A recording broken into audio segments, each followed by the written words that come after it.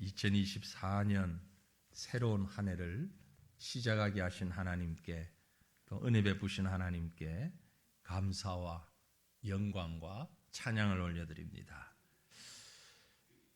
계획하고 작정하는 일들이 이번 2024년에 주 안에서 아름답게 또 멋지게 행복하게 잘 이루어질 수 있기만을 주님 이름으로 축원합니다. 믿음의 사람으로서 우리는 늘 존재하는 질문이 하나 있습니다. 아마 모든 대부분의 우리 성도들이 동일한 질문을 했거나 지금도 하고 있거나 그럴 것입니다. 그것이 뭐냐면은 무엇이 하나님의 뜻인가? 그런 질문이죠. 어떻게 하는 것이 하나님이 기뻐하시는, 하나님이 원하시는 것인가? 이런 질문이죠. 교회 생활에서는 물론이고 가정에서, 직장에서, 사회에서 여러 관계 속에서 끊이지 않는 질문들, 부부와 형제들, 부모 자녀 관계, 자녀 양육하는 문제, 심지어 주거의 문제를 비롯해서 셀 수 없는 형편과 상황 속에서 무엇이 하나님의 뜻인가? 어떻게 하는 것이 진정 하나님의 뜻일까? 이런 질문을 아마 많이 하셨을 것이고 지금도 그 질문을 여전히 가지고 계신 분들이 많이 계시리라 생각을 합니다. 그런데 제가 금년에 여러분에게 또 하나의 질문을 던졌습니다. 우리를 향하신 하나님의 뜻을 이루게 하소서. 아니, 하나님의 뜻이 뭔지를 아는 것도 지금 힘들어서 끼역끼역하는 반에 도대체 나를 향한 하나님의 뜻은 또 무언가? 그리고 그것을 어떻게 이루어 가야 하나? 여러 가지 생각을 하시다 보면 왜 또 하나의 질문이 더 엎쳐지는 듯한 그런 느낌을 받을 수도 있을 것입니다. 한 나그네가 길을 가는데 가다 보니까 딱 두 갈래 갈림길이 나타났어요. 그런데 그 갈림길 한가운데 서서 할머니가 계속해서 자기 신발을 벗어서 위로 던졌다가 땅에 떨어진 걸 쳐다봤다가 또 던졌다가 또 쳐다봤다가 계속 그러고 있는 거예요. 길을 가던 나그네가 하도 신기해서, 아니 할머니 왜 그 신발을 자꾸 던지세요? 그렇게 물었더니 이 할머니가 하는 말씀이 어느 쪽으로 가야 할지를 몰라서 신발을 던져서 이게 바르게 탁 앉으면 오른쪽 가고 거꾸로 앉으면 왼쪽 가려고 그래. 아니 그럼 신발을 한 번만 던지면 되잖아요. 근데 왜 자꾸 던져요? 그러게 말이야, 난 오른쪽으로 가고 싶은데 이놈의 신발이 자꾸 거꾸로 왔네. 아침에 지금 정신을 못 차리고 오신 분들은 무슨 얘기인지 웃을 기운도 없어요. 이게 웃어야 되는 타이밍인지 안 웃어도 되는 타이밍인지 인상 쓰고 있어야 되는 타이밍인지, 자 정신 차리시고 이때는 웃어야 됩니다. 웃음이 나올 때는 웃어야 건강에 좋아요. 무슨 의미인 것 같습니까? 우리는 이 노파처럼 이 할머니처럼 할 때가 참 많아요. 너무 많아요. 그래서 더 웃긴 거예요. 이야기가 웃긴 게 아니고 내 삶을 돌아보면 너무 우스운 거예요. 그죠? 나는 이미 정해놨어요. 그런데 내가 정해놓은 그 길이 하나님의 뜻이 되기를 원하는 거예요. 하나님의 뜻이라고 얘기하는 그 길을 보니까 내가 가기 싫어요. 내가 원치 않는 길이에요. 그때마다 우리는 발부둥을 쳐요. 하나님 뜻을 가르쳐 주시옵소서. 하나님의 뜻을 발견하게 하시옵소서. 아니 하나님의 뜻은 이미 보여줬고 정해줬고 나도 안다니까. 근데도 하나님 뜻을 보여주시옵소서. 만약에 하나님이 계신다면 뒤통수를 한 대 탁 치면서 야 이놈아 보여줬잖아. 그런데도 여전히 하나님 뜻을 알기를 원합니다. 보여주시옵소서. 여러분은 그렇지 않으세요? 우리 각자에게 각각의 삶의 방법과 내용 하나님이 다 주셨어요. 그런데 우리는 그런 하나님의 뜻보다는 주변을 살피면서 내가 하고 싶은 것을 쫓아가는 그것이 하나님의 뜻이라고 생각할 때가 너무 많습니다. 좀 더 정확히 말하면 하나님의 뜻이 내 뜻을 좀 따라오면 좋겠는데 내 뜻과 하나님의 뜻이 다를 때 나보고 야, 네 뜻을 듣고 내 뜻에 맞춰라 하나님이 그렇게 말씀하실까 염려가 되어서 그게 걱정이 돼서 때로는 솔직하게 하나님의 뜻 같은 건 알고 싶지 않아요. 모르는 게 더 속 편할 것 같아. 내 뜻대로 하는 게 훨씬 나으니까. 여러분 그렇지 않으세요? 아니 새해 첫 주부터 목사님이 내 마음에 들어갔다 나왔나? 어떻게 내 마음 딱 알지? 그건 여러분만의 마음이 아니고 우리 모두의 마음이기 때문에 그렇습니다. 나를 향한 하나님의 뜻이 무엇일까? 그것을 알고 그것을 꿈으로 삼고 그것을 향하여 노력하면 우리는 분명히 성공적인 삶을 살 수 있을 것입니다. 그런데 문제는 나에게 주신 하나님의 뜻이 무엇이냐를 우리가 잘 깨닫지 못한다는 것입니다. 근데 여러분 의외로 쉽고 간단합니다. 하나님은 우리를 만드실 때에 우리를 통한 하나님의 뜻이 잘 이루어져 가도록 우리에게 모든 환경과 재능을 허락해 주셨습니다. 그래서 사람들은 말하기를 세상에서 한 가지만을 잘하면 전문가가 되고 최고가 된다, 천재가 된다 그런 얘기를 하죠. 오리는 물 위에서 헤엄만 잘 치면 됩니다. 수영만 잘하면 돼요. 다람쥐는요 나무를 잘 오르내리면 됩니다. 독수리는 하늘을 잘 날면 됩니다. 그런데 오리가 헤엄도 치면서 나도 다람쥐처럼 한번 나무를 잘 타고 싶어. 그래서 맨날 그걸 훈련하고 연습하면 어떻게 될까요? 물갈퀴만 찢어져요. 오리는 물에서 헤엄치면 되는 거예요. 나를 향한 하나님의 뜻, 하나님은 이미 우리에게 만들어 주셨습니다. 우리가 할 수 있는 일들을 주셨어요.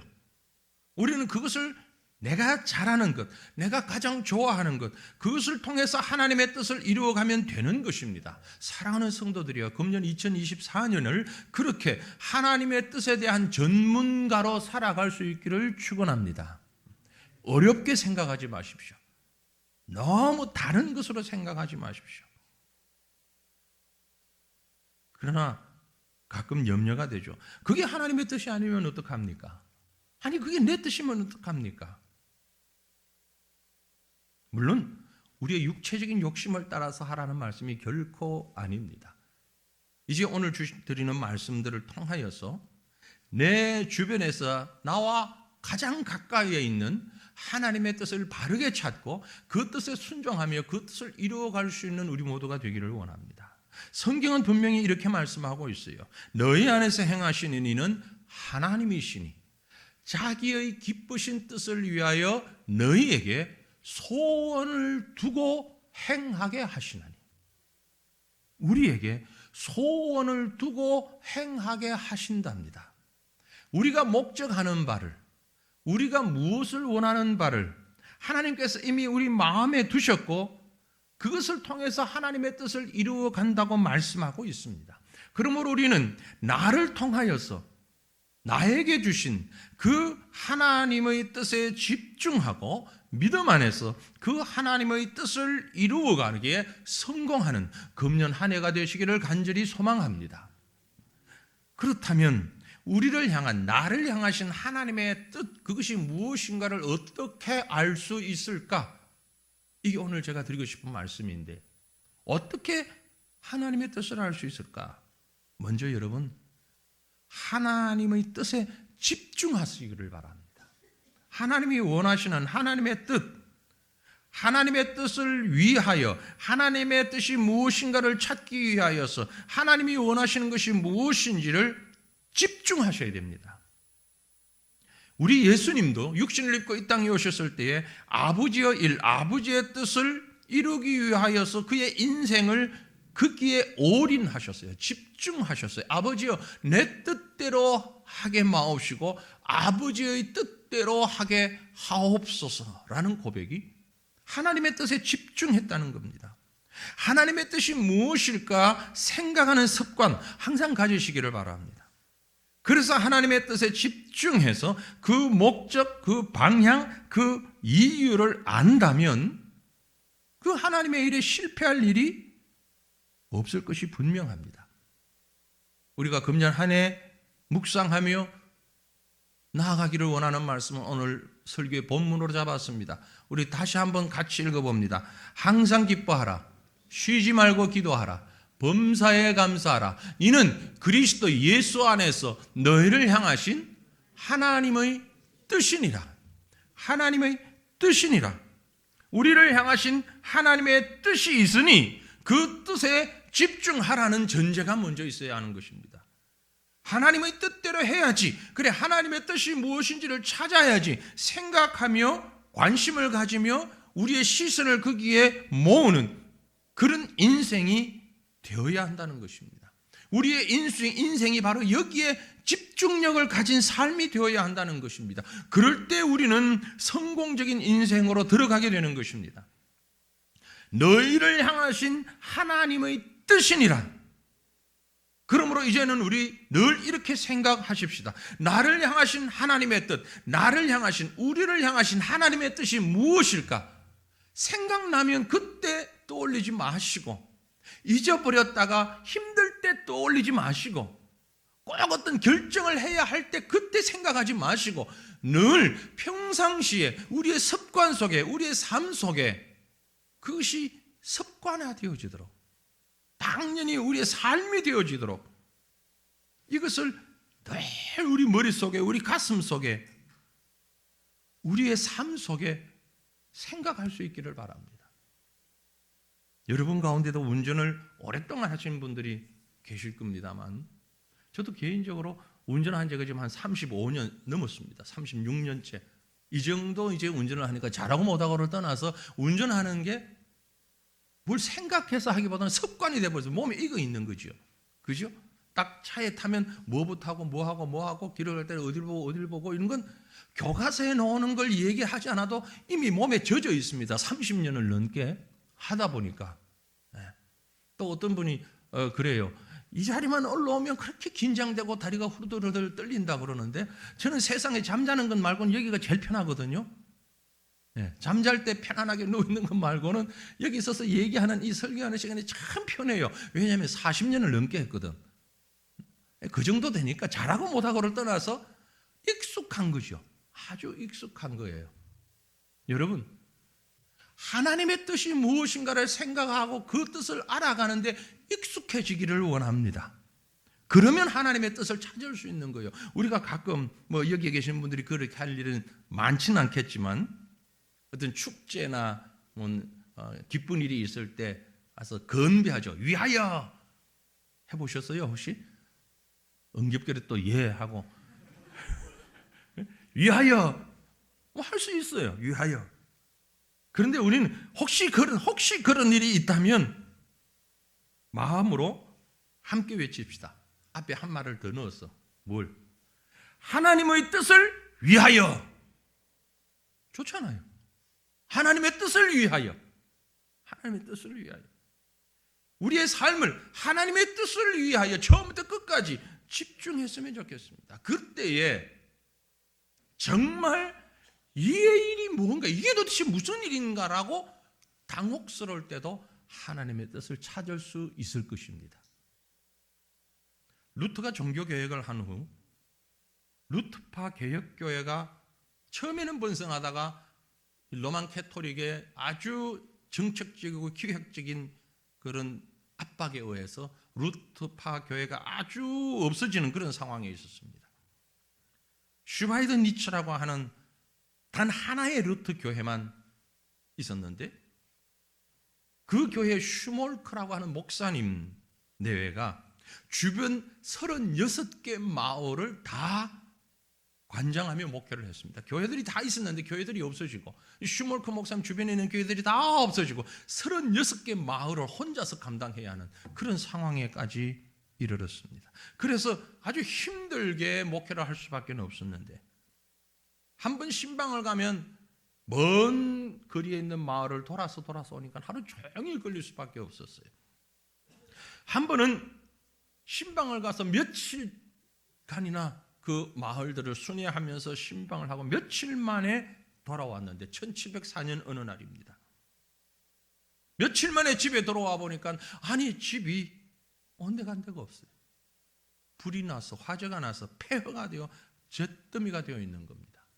깜짝 놀라서 들어가 보니까 사랑하는 두 아들이 잿더미 속에 묻혀서 불타 세상을 떠나 있는 모습을 보았습니다.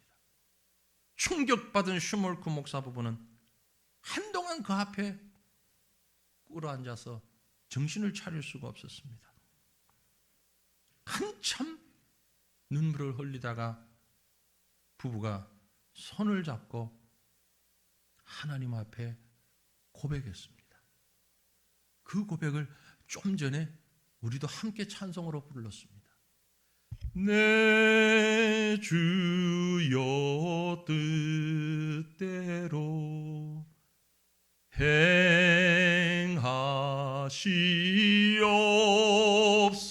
행하시옵소서. 온 몸과 영혼을 다 주께 드리니 이 세상 고락간 주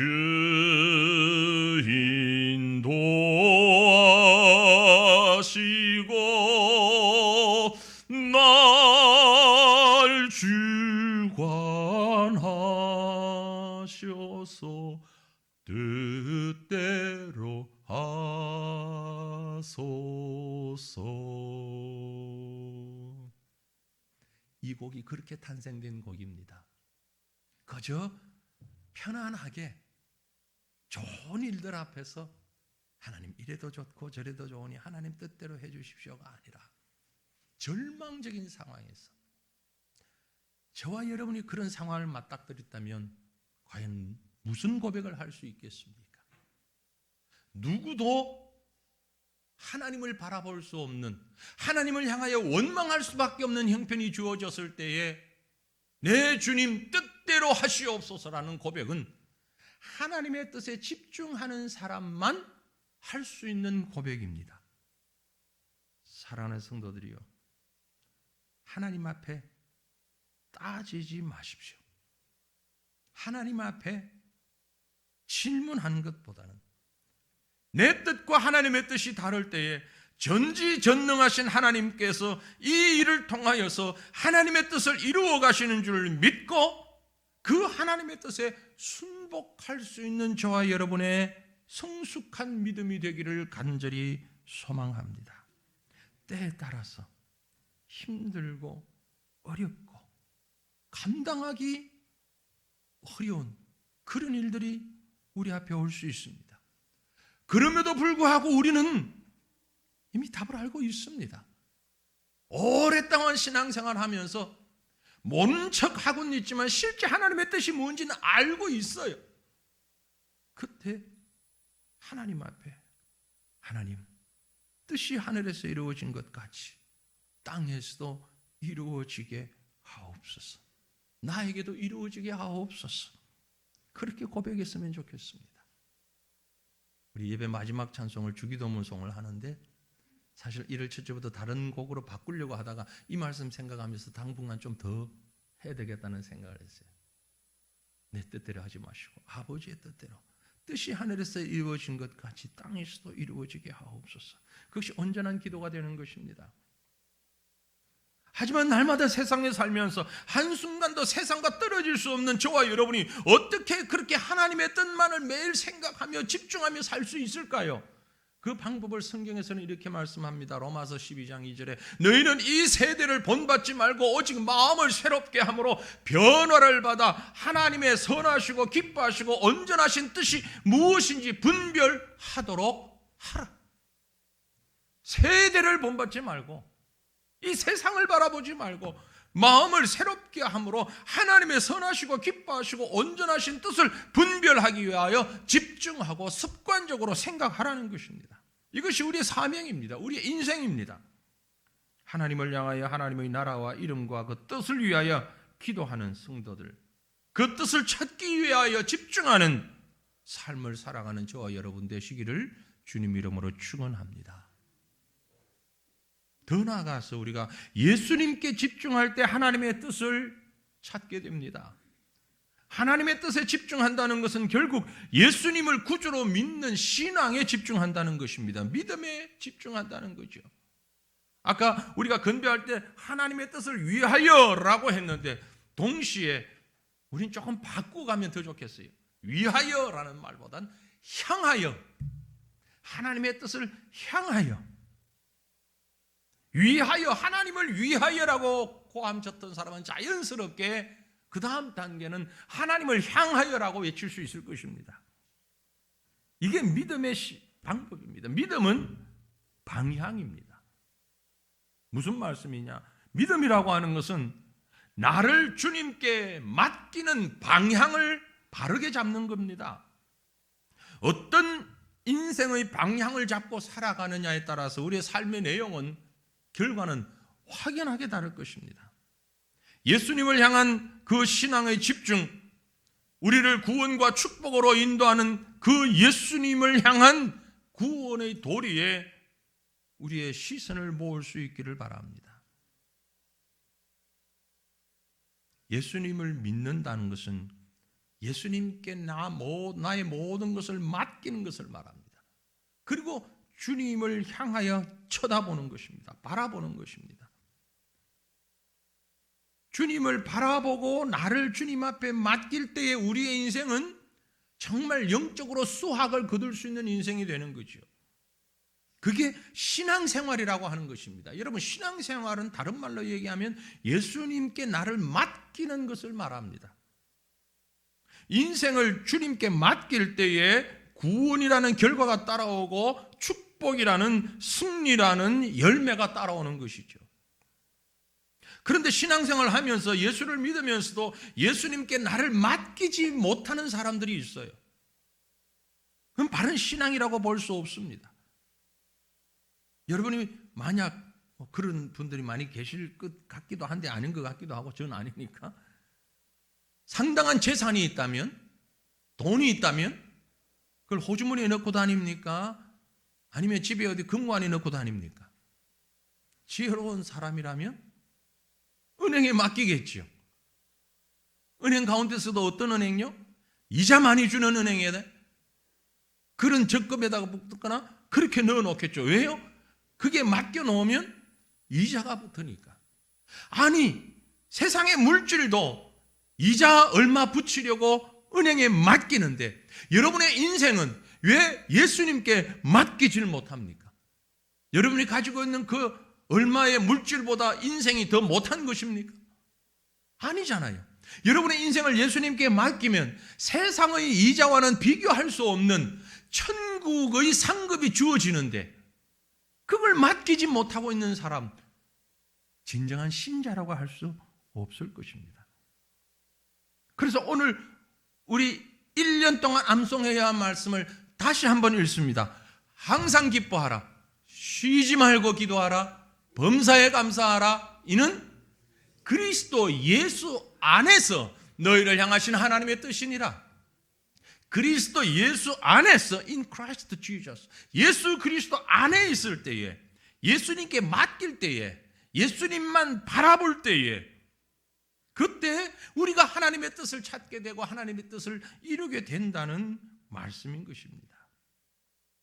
하나님의 뜻을 집중해서 생각할 때에 그 하나님의 뜻은 우리가 예수님을 구주로 믿고 내 삶을 전적으로 맡기는 것으로 이어질 수밖에 없습니다.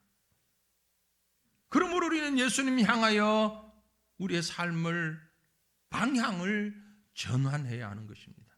지옥으로 가던 인생, 세상을 향하여 가던 인생, 남에게 피해를 주던 인생을 예수님께로 방향을 전환하는 것이죠. 그리고 그 예수님께 모든 걸 맡기는 것입니다. 이래서 주님이 말씀하시기를 오늘 사도 바울을 통하여서, 아니죠, 누가를 통하여서 이 말씀을 적게 했습니다. 주 예수를 믿어라. 그리하면 너와 내 집이 구원을 얻으리라. 주 예수를 믿어라. 그리하면 너와 내 집이 구원을 얻으리라.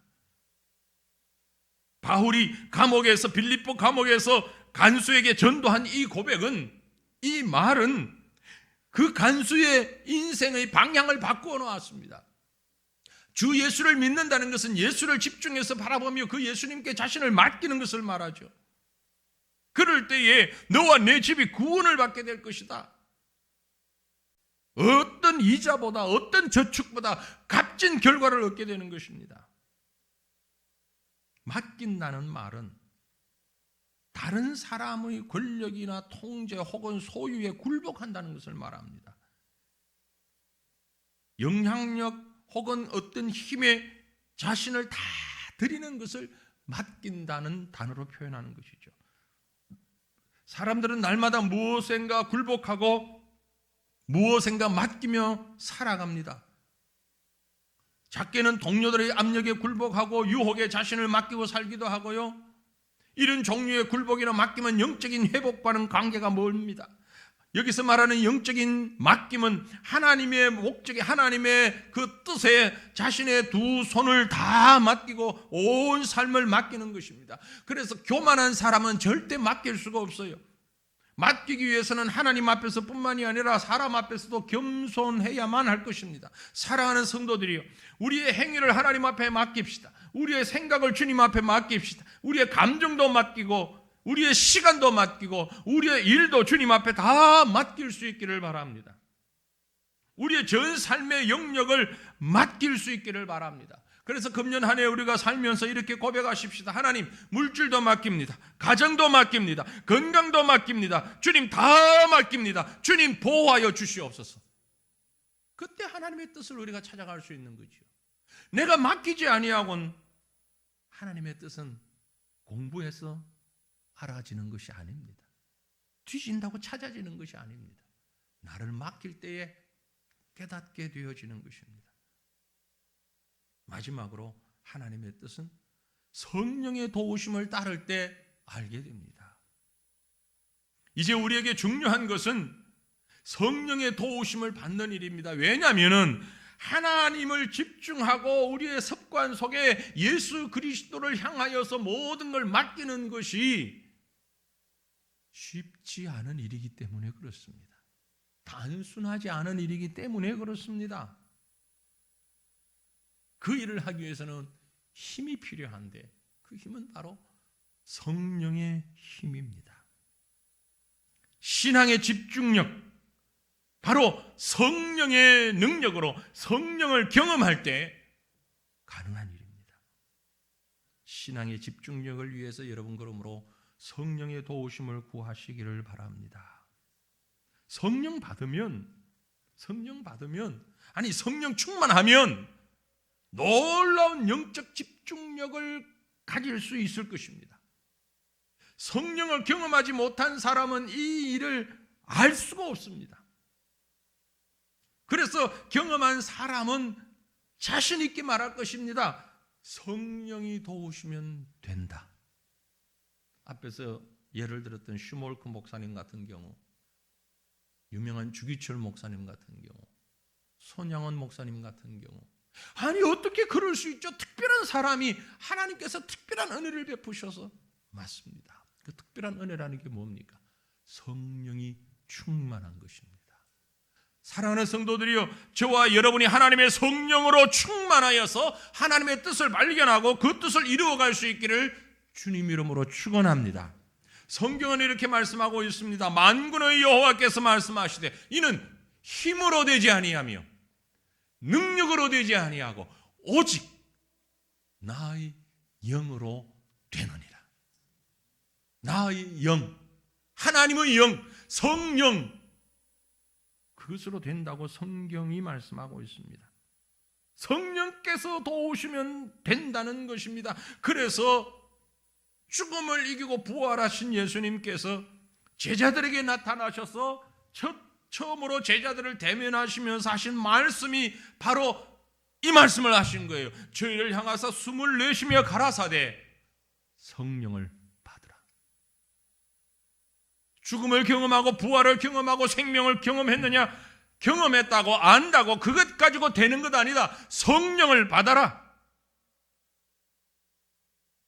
주님과 호흡이 일치하는 길은 성령 받는 일로 가능합니다. 그리고 그 성령을 받으면 우리의 인생에 굉장한 변화를 얻게 될 것입니다. 성령 받은 자가 기쁨을 향한 집중력을 발휘하게 됩니다. 성령 받았을 때에 기도의 세계를 향한 집중력을 가지게 되는 것이고, 성령 받았을 때 감사의 세계를 향한 집중력을 발휘할 수 있는 것입니다. 그래서 우리 금년의 요절 말씀이라고 그러죠.